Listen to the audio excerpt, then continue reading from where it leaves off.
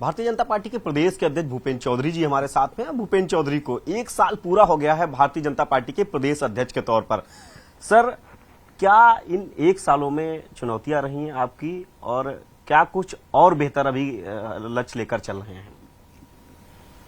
सार्वजनिक जीवन में हमेशा बेहतर करने की, अच्छा करने की चुनौती रही है, और भारतीय जनता पार्टी का जो संगठन है और संगठन का ढांचा है, संगठन का स्ट्रक्चर है, वो बूथ तक है, और भारतीय जनता पार्टी का एक कार्यकर्ता मिशन मोड में काम करता है। और कार्यकर्ताओं के आधार पर जो भी पार्टी के कार्यक्रम और अभियान केंद्र की ओर से आए हैं, चाहे सेवा के काम हो, आपने देखा होगा, रचनात्मक काम हो, हमारी पार्टी की विचारधारा से जुड़े विषय हों, या हमारी सरकारों के काम को लेकर जनता के बीच में जाने वाले विषय हों, सारे कार्यक्रम अभियानों में भारतीय जनता पार्टी के कार्यकर्ताओं के अथक प्रयास से उत्तर प्रदेश के भाजपा उत्तर प्रदेश सारे कार्यक्रम अभियानों में प्रथम स्थान पर देश में रही है। अभी आपने देखा होगा, माननीय प्रधानमंत्री जी के शासन के 9 वर्ष पूरा होने के उपलक्ष्य में, सेवा सुशासन और गरीब कल्याण को समर्पित शासन के 9 वर्ष पूरा होने के उपलक्ष्य में पार्टी ने एक व्यापक जनसंपर्क का अभियान तय किया था, और मेरे कार्यकर्ताओं के, उत्तर प्रदेश के करोड़ों कार्यकर्ताओं के सहयोग से उस कार्यक्रम के सारे जो भी चरणवार स्टेप थे, उन सारे उसमें भाजपा उत्तर प्रदेश प्रथम रही है। उसमें मास गैदरिंग वाले कार्यक्रम भी थे, सामाजिक आधार पर सम्मेलन भी थे, आपके विशिष्ट लोगों से मिलना भी था लोकसभा के अनुसार, और घर घर जनसंपर्क का भी अभियान हमें करना था। तो पूरे सारे कार्यक्रम के स्वरूपों में भारतीय जनता पार्टी उत्तर प्रदेश के कार्यकर्ताओं की तपस्या और मेहनत का परिणाम है कि हम पहले स्थान पर रहे।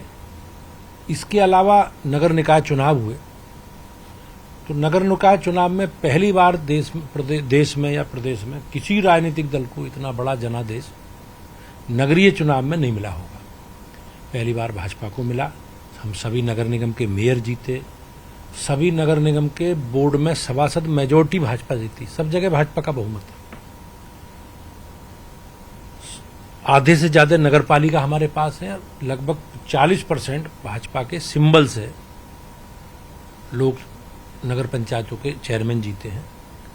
बहुत बड़ी संख्या ऐसी भी है जो हमारे विचार से जुड़े लोग अन्य उसमें जीत कर आए हैं।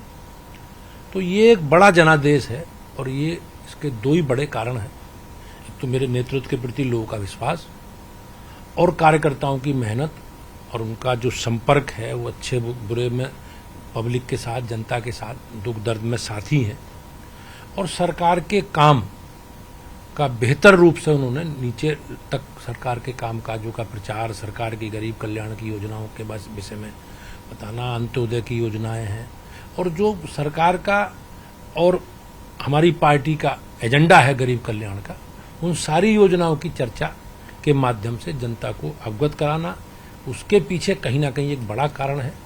तो यही मानता हूं मैं, कार्यकर्ताओं की सक्रियता, मेहनत, उनकी तपस्या और उनका लगातार जनता से संपर्क संवाद, जैसे मैंने बताया, अनेक कार्यक्रमों के अभियानों के माध्यम से लगातार जुड़े रहे, और माननीय मोदी जी के प्रति और योगी जी के प्रति जो लोगों का विश्वास है, उसके आधार पर इतनी बड़ी सफलता मिली है।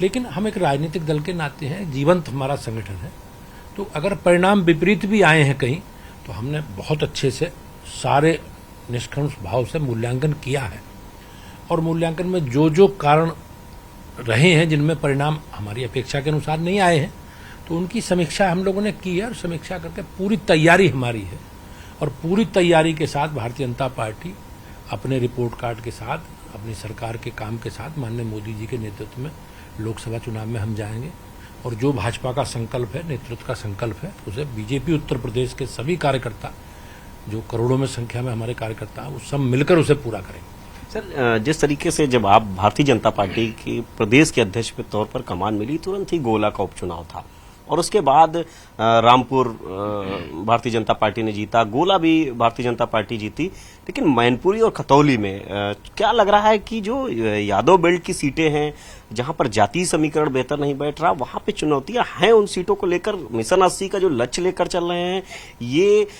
ये समस्या भी रहेगी जो जातीय समीकरण की है। नहीं, ऐसा नहीं है। हम आजमगढ़ और रामपुर भी जीते हैं, कहने को तो वो भी चीजें विपरीत कह सकते हैं लोग, लेकिन भाजपा रामपुर जीती है, रामपुर की नगर की विधानसभा जीती है। कुछ कारण रहे हैं, उन कारणों की हमने सारी समीक्षा करी है। कुछ हमसे भी रणनीतिक रूप से भी गलती हुई है, और कहीं ना कहीं उन गलतियों को, उन सारे चीजों से हमने सबक लिया है, और उन सबक से लेकर हमने पूरी तैयारी की है आगे भविष्य के हिसाब से। और मुझे ऐसा लगता है कि जो एक हमारा संगठन है, उस संगठन में सारे लोगों ने सामूहिक जवाबदेही तय करते हुए अपनी, और एक मजबूती के साथ उन सब खामियों को दूर करने का पूरा संकल्प है, हमने उसका प्रयास किया है। और उसके आधार पर मैं निश्चित रूप से कह सकता हूं कि हमने सारी लोकसभा सीटों की पूरी चर्चा हमने कर ली है। उनकी सामाजिक, राजनीतिक जो परिस्थितियां हैं, उन परिस्थिति के हिसाब से हमारी पूरी तैयारी है। और बीजेपी का एक कार्यकर्ता इस अभियान में पार्टी के साथ खड़ा है, चाहे हमारे माननीय विधायक हों, माननीय सांसद हों, हमारे माननीय मुख्यमंत्री जी हों, माननीय प्रधानमंत्री जी हों, सब लोग पूरी तैयारी के साथ और अपने एजेंडे के साथ हमारे सरकारों का कामकाज का जो लेखा जोखा है, उस लेखा जोखे के साथ हम जनता के बीच में जाएंगे। सर, आज बसपा सुप्रीमो मायावती ने आज एक बैठक की और उन्होंने सीधे तौर पर कहा कि वो लोकसभा का चुनाव अकेले लड़ेंगी।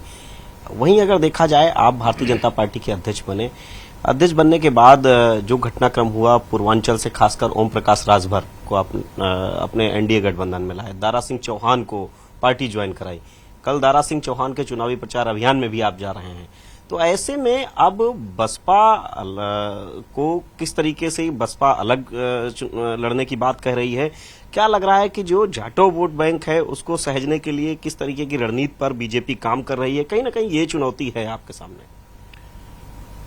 बहुजन समाज पार्टी एक बड़ी राजनीतिक ताकत उत्तर प्रदेश में बहुजन समाज पार्टी की है, और बहन जी 4 बार माननीय मायावती 4 बार राज्य के मुख्यमंत्री रही है। एक बार तो 2007 से 12 तक वो पूर्ण बहुमत की सरकार उन्होंने चलाई है। तो उनका एक मजबूत जनाधार है, और लोकतंत्र में सबको अपने आधार पर जनता से जनादेश मांगने का अधिकार है। अब उन्होंने तय किया कि हम अकेले चुनाव लड़ेंगे, तो वो एक बड़ी राजनीतिक ताकत है, और ये बात पूरे प्रदेश की जनता, सब लोग जानते हैं कि मायावती जी की एक बड़ी ताकत है, उनका अपना एक बेस वोटर है। लेकिन भारतीय जनता पार्टी का हमारा जो संकल्प है माननीय प्रधानमंत्री जी का, सबका साथ, सबका विकास और सबका विश्वास, हम सबको साथ लेकर चल रहे हैं। सरकार की जितनी भी योजनाएं हैं, गरीब कल्याण की योजनाएं हैं, हमारे जो कोर एजेंडे से जुड़े विषय हैं, उसमें हम संकल्प है हमारा, हम सबको साथ लेकर चलेंगे। पुरानी सरकारें जो वोट बैंक के नाम पर लोगों के सरकारी योजनाओं के लाभार्थियों से भेदभाव करती थी, अपने गांव को बिजली मिलेगी, जो दूसरे दल के समर्थक लोग हैं उन्हें बिजली नहीं मिलेगी। भारतीय जनता पार्टी ने इन सारी सरकार की योजनाओं में भेदभाव खत्म किया है, और एक पारदर्शी व्यवस्था के तहत जो भी लाभार्थी है पूरी ईमानदारी से डायरेक्ट बेनिफिट के माध्यम से उनके खाते में पैसा जा रहा है। कोई भ्रष्टाचार नहीं है, और किसी के आगे पीछे घूमने की जरूरत अब किसी गरीब को नहीं है। उसे सरकार के प्रति जो उसका विश्वास है, जो हमारा सरकार का कमिटमेंट है, हमारी कल्याण के साथ, अंत्योदय की योजनाओं के साथ हमारी पार्टी जुड़ी है, और हमारी पार्टी गरीबों की पार्टी है। माननीय प्रधानमंत्री जी लगातार उस विषय को कहते भी हैं। तो हम उन सारे विषयों को लेकर जनता के बीच में जाएंगे। और जहां तक गठबंधन का विषय है, हमारे खिलाफ गठबंधन के ही चुनाव हुए। समाजवादी पार्टी 2017 में विधानसभा के चुनाव हुए तो समाजवादी पार्टी और कांग्रेस का गठबंधन था। 19 में आपको पता ही है, 2022 में पता है। तो ये लोग, मैं जिम्मेवारी के साथ कहता हूँ, ये लोग गठबंधन धर्म के प्रति ईमानदार नहीं है।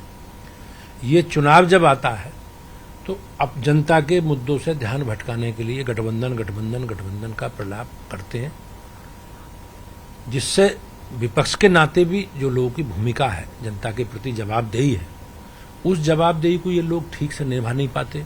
जनता प्रश्न खड़े करेगी, जनता के बीच में जाएंगी तो पूछेंगे आप कहाँ थे, आपने विपक्ष के नाते क्या क्या भूमिका का निर्वहन किया। तो उन सारे विषयों से ध्यान भटकाने के लिए ये फोटो सेशन करते हैं। गठबंधन का इतिहास आप देखो, गठबंधन चुनाव के बाद गठबंधन की स्थिति देखो, कांग्रेस के साथ जो कांग्रेस जिस भी साथ गठबंधन में गई है, सबसे ज्यादा केंद्र की सरकार गिराने का, राज्य की सरकार गिराने का काम इतिहास कांग्रेस के ही नाम है ना सब। तो ये लोग गठबंधन के प्रति इनका कोई विश्वास नहीं है। अब हम लोग हैं, हमारा एनडीए गठबंधन है और हमारे गठबंधन में जो साथी हमारे हैं, हम सबको साथ लेके चल रहे हैं। चुनाव होगा, चुनाव में गठबंधन करेंगे, चुनाव के बाद गठबंधन से गायब हो जाएंगे। अभी कांग्रेस के अध्यक्ष जी का बयान आया था कि राहुल गांधी जी रायबरेली चुनाव लड़ेंगे, वो अमेठी लड़ेंगे, सोनिया गांधी जी लड़ेंगी, प्रियंका गांधी जी लड़ेंगी। तो मैं इन लोगों से पूछना चाहता हूं, लगभग 4.5 साल हो गए, राहुल गांधी जी क्या एक बार अमेठी आए? ये 4 बार वहां से सांसद रहे, बड़ी संख्या में उन्हें वोट मिले, लेकिन क्या उन जनता की, उन वोटर की चिंता करते हुए वो कभी क्षेत्र में आए? किसी के दुख दर्द में साथ खड़े हुए? किसी सरकार की योजना का, कोई डेवलपमेंट के विषय पे उन्होंने कोई ध्यान आकर्षित किया? सांसद थे वो, भाई ठीक है, अमेठी से नहीं थे, केरल से थे, लोकसभा के सदस्य थे। माननीय सोनिया गांधी जी रायबरेली आई, चुनाव जीती, एक बार भी अगर आपने देखी हो उनका मूवमेंट हो। तो इन सारे विषयों को जनता सब जानती है। जनता पूछेगी कि भाई आप कहाँ थे? तो उन विषयों को ध्यान भटकाने के लिए ये सब ड्रामा विपक्ष कर रहा है। लेकिन प्रदेश की जनता, देश की जनता सब जानती है। और नेतृत्व के प्रति, मोदी जी के प्रति जो लोगों का विश्वास है, तो मैं जिम्मेवारी के साथ कहता हूं कि जनता का गठबंधन भाजपा से है और मोदी जी का गठबंधन जनता से है। हमारे माननीय प्रधानमंत्री जी ने एक दिन भी, और माननीय मुख्यमंत्री जी ने एक दिन की भी नागा नहीं ली है। लगातार जनता से जुड़े विषयों पर सेवा भाव से, एक तपस्या के साथ देश के मान सम्मान बढ़े, देश की प्रतिष्ठा बढ़े, इस पर काम कर रहे हैं। आपने देखा होगा चंद्रयान 3 का जैसा एक बड़ा मिशन अंतरिक्ष का सफल हुआ है। दुनिया में भारत का मान सम्मान बढ़ा है। 140 करोड़ लोगों की प्रतिष्ठा दुनिया में भारत के लोगों की बढ़ी है। और निश्चित रूप से मोदी जी के नेतृत्व में जो कल्पना है, भारत दुनिया का नेतृत्व करेगा, इस कल्पना के साथ हम आगे बढ़ रहे हैं। सर, लोकसभा चुनाव में किस पार्टी को आप चुनौती मानते हैं उत्तर प्रदेश में? नहीं, अभी ऐसा कुछ दिखता नहीं है। अभी हमारे लिए कोई चुनौती नहीं है। लेकिन राजनीतिक परिस्थिति और राजनीतिक संभावनाओं का खेल है। हमेशा संभावनाएं बनी रहती हैं और जैसी भी संभावनाएं बनेंगी, बीजेपी के कोई कार्यकर्ता मोदी जी और योगी जी के नेतृत्व में तैयार। सर, जिस तरीके से तमाम निगम, बोर्ड, आयोग में काफी समय से पद खाली हैं, इसको लेकर क्या कुछ मंथन कर रहे हैं आप? नहीं, हम लोग इस पर काम कर रहे हैं और बहुत जल्दी इस पर पार्टी का निर्णय होगा। और लगातार सरकार को इस पर करना है, तो बहुत जल्दी हम लोग इस पर जो प्रक्रिया है, इस प्रक्रिया को पूरा करेंगे। बिल्कुल। सर, अंतिम सवाल है, जिस तरीके से घोसी का उपचुनाव है, घोसी उपचुनाव को लेकर कितना आप अस्वस्थ है? क्या नतीजे रहने वाले हैं? और दारा सिंह चौहान, आपको क्या लग रहा है कि समाजवादी पार्टी से वहां पर सीधी फाइट है? जाहिर सी बात है, दूसरे दल वहां पर चुनावी मैदान में नहीं है। किस तरह से चुनौतीपूर्ण मानते हैं उस सीट को? समाजवादी पार्टी से ही चुनाव है, समाजवादी पार्टी के ही प्रत्याशी हैं। कांग्रेस का और अन्य दलों का तो प्रत्याशी है नहीं। बसपा भी चुनाव नहीं लड़ रही है। दारा सिंह पिछड़े समाज के एक बड़े नेता हैं और वो समाजवादी पार्टी के सिंबल पर चुनाव जीते थे। लेकिन उन्होंने तय किया कि भाई इस क्षेत्र के विकास के लिए, मुझे अपने समाज की तरक्की के लिए भारतीय जनता पार्टी के साथ जाना चाहिए। उन पर भी प्रेशर होगा, क्योंकि निश्चित रूप से देश की जनता, प्रदेश की जनता मोदी जी और योगी जी के साथ खड़ी है। तो उन्होंने जन भावनाओं को देखते हुए भारतीय जनता पार्टी के साथ आने का निर्णय लिया है। विधानसभा से त्यागपत्र दिया उन्होंने। अब बाई इलेक्शन है। भारतीय जनता पार्टी पूरे अपने रिपोर्ट कार्ड को लेकर, हमने काम जो किए हैं उन कामों को लेकर लगातार हमारे कार्यकर्ता जनता के बीच में संपर्क कर रहे हैं। भारतीय जनता पार्टी और दारा सिंह जी भी एक बड़े पिछड़ा चेहरा है, बड़े नेता हैं। तो मुझे निश्चित रूप से विश्वास है कि घोसी की जनता का आशीर्वाद दारा सिंह जी के नेतृत्व में भाजपा को मिलेगा। ये थे हमारे साथ में भारतीय जनता पार्टी के प्रदेश के अध्यक्ष भूपेंद्र चौधरी जी। जाहिर सी बात है, भूपेंद्र चौधरी का सीधे तौर पर कहना है कि जो 1 साल का कार्यकाल उनका पूरा हुआ है, इसके अलावा अब वो उनके सामने भारतीय जनता पार्टी के संगठन को दुरुस्त करना और प्रधानमंत्री नरेंद्र मोदी और मुख्यमंत्री योगी आदित्यनाथ की सरकार की जो तमाम योजनाएं हैं उनको आम जनता के बीच ले जाते हुए जो 80 का लक्ष्य रखा है, वो 80 सीटें जीतना एक बड़ी चुनौती है और वो उसके लिए लगातार जुटे हुए हैं।